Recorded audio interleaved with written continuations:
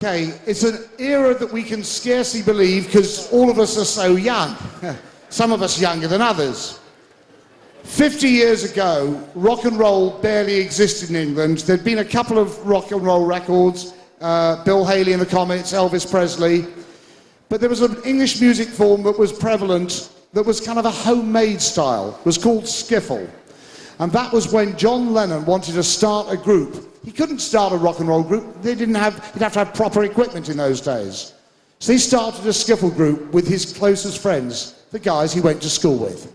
They called themselves after the school that they went to. They went to the Quarrybank Grammar School. They called themselves the Quarrymen.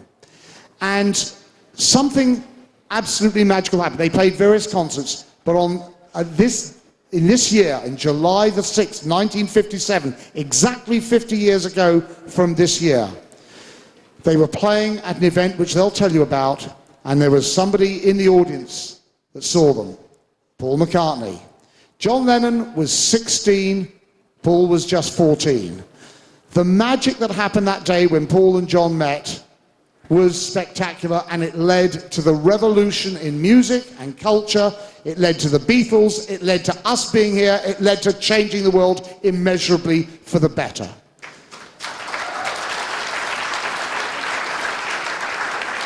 Three of the surviving members of the Quarrymen are with us today. Mr. Rod Davis, Len Garry and Colin Hanton. Welcome the original, the Quarrymen!